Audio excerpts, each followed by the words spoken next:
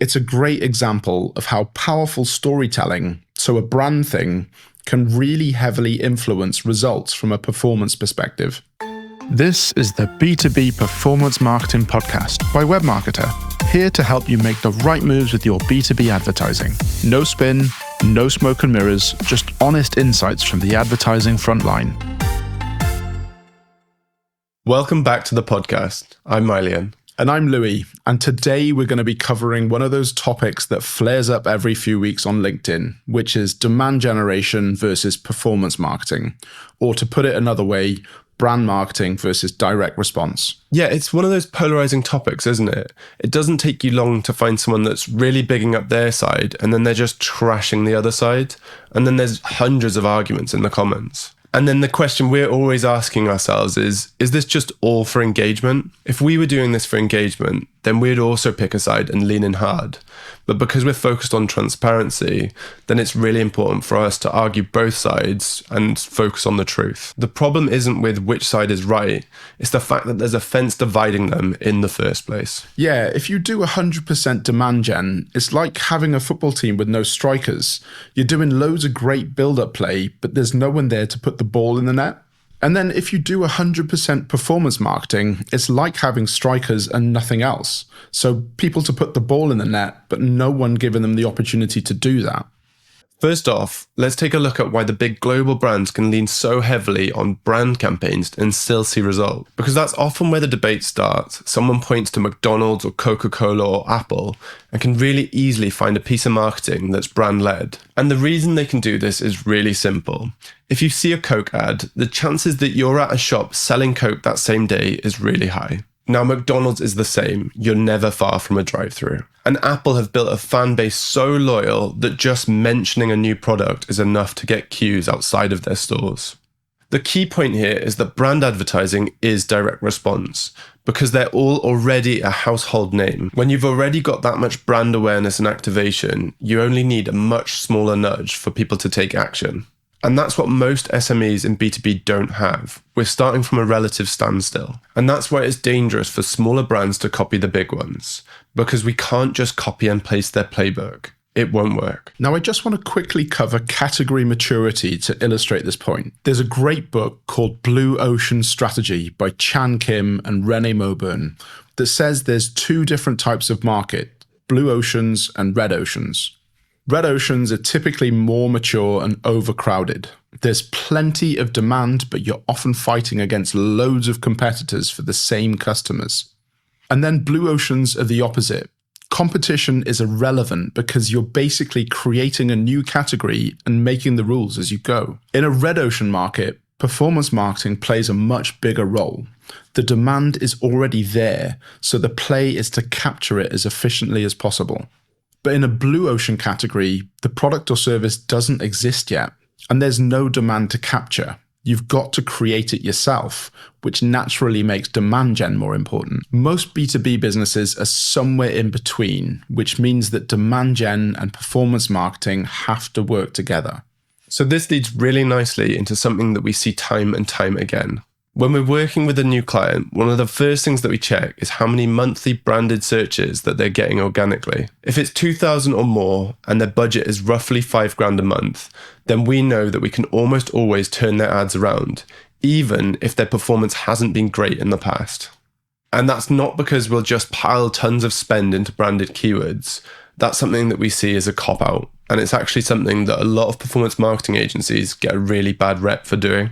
It's actually because branded search is a signal of brand awareness and affinity. If people are already searching for you by name, then that shows you that you have a level of brand awareness and positive affinity. And also that there are a lot more people out there that already know you, like you, trust you, and are on the edge of being brand activated, which means that the opportunity is ripe for ads. When we talk about this internally, we refer to it as tapping brand equity, and I'm going to try and illustrate how this works. Imagine when the business first started out.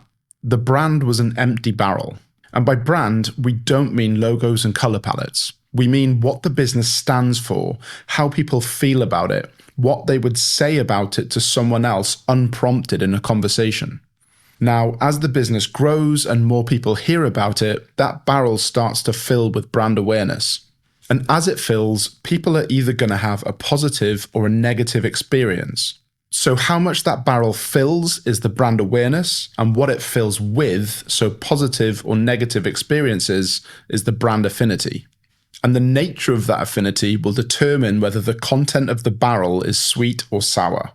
If you've got a nice full barrel, it means you've got loads of brand awareness. And if the content is sweet, you've got a load of positive affinity. And then that creates brand equity that you can tap with performance marketing.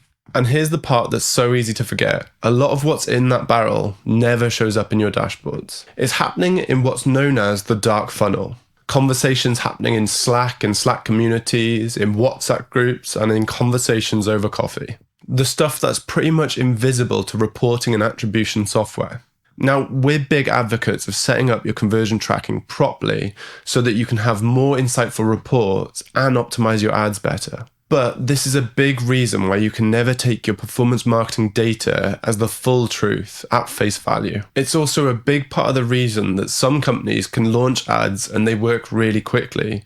And then for others, it doesn't work as quickly, and it gives them that perception that ads just don't work. Naturally, both of these scenarios come with the caveat that the ads have been set up properly and that there's a solid strategy behind them. At the extreme, the offer-led approach is about creating irresistible deals. You're shooting for snap decisions that are too good to refuse. Now, this is great for short-term wins, but it's often really hard to convert it into lasting lifetime value. Whereas on the extreme with a promise-led approach, it's about speaking directly with your ICP and demonstrating a high level of alignment by promising something that they really care about. Now, this naturally means higher quality and longer term inquiries, but it can be difficult to get a decent conversion rate, which pushes volume up. The trick is to leverage what makes each of these work, and this comes in two parts. The first is in really thinking about what your ICP is looking for, what they need help with, what challenges they're facing, what emotions they're going through, and maybe what past negative experiences they've had that they won't have with you. And then the second is in how to convey that in your landing page content and the conversion mechanism using the show, don't tell approach. Because you usually need some sort of foot in the door. Now, it's highly unlikely that you're going to get a long-term customer from a one-shot visit, but there are some things that you can do to make them much more likely to inquire. There's this concept called a sales ladder, where you think about how a customer will graduate up through your services. So for us at Webmarketer, it might start with a £99 power hour, followed by an ad account audit, then followed by an initial 3 months of advertising, and then followed by a longer term relationship. Naturally, the sales ladder will be different in your case, but the principle's the same. Give a way for people to move up step by step without compromising on your value. Be careful about asking for too much on that first interaction. It's like proposing on your very first date. Not recommended. And when you get that mix right, brand and performance starts to work together rather than in silos. I remember a time when I was working on a campaign for a university. They gave us this incredibly powerful video of a student who'd woken up disabled after a car accident. It showed their story of starting to play wheelchair basketball, going on to represent the university, and then eventually representing Team GB in the Paralympics. Now, on the surface, it looked like a brand play. Powerful storytelling with no hard call to action. But in performance terms, it was unbelievable. Less than a penny per video view and way more inquiries than any other ad as part of the mix. And it also really nicely positioned the brand values of the university, so the kind of thing that they stood for. Now, this goes back to Maelie's point about the two sides playing together. It's a great example of how powerful storytelling, so a brand thing, can really heavily influence results from a performance perspective. This brings us on to one of the most controversial topics in performance marketing circles, boosting posts. Boosting social posts is something that a lot of performance marketers frown upon. Because if you look at it from a purely data-led perspective, then you're paying for engagement and there's no commercial value that comes out of it. But actually, boosting posts can be really effective. In demand generation, you hear a lot about optimizing your content for native engagement, so not worrying about people going off to the website and then converting, and focusing only on what happens on the post. The idea is that better content means more meaningful engagement, which means you're going to have a longer term benefit. Our take on it is that there's no harm in boosting a post, but we'd definitely recommend on doing it in a way that makes the most out of it. So we'd suggest an always-on strategy to be running in your ads. And you can build a retargeting audience of anyone that's engaged with your page or your content. That way, anyone that's engaged with your posts, whether that's boosted or not, will be added into your always-on campaign. You increase the number of brand touchpoints too, and we know that it takes a lot of those before someone makes a purchase, especially in B2B. To add to that, the new LinkedIn Thought Leader ads takes this a step further. So with Thought Leader ads, you take the top performing organic posts from either influencers or employees, and then you promote that from your company page. So it looks like it came from the person that posted it in the first place, but it gets the benefit of the ad spend and infrastructure behind it. So it looks native, but it gets the leverage of being an ad as well. I think that's a really nice point to end on. So let's look at the takeaways from today's episode. First off, demand gen and performance marketing aren't enemies, they're teammates.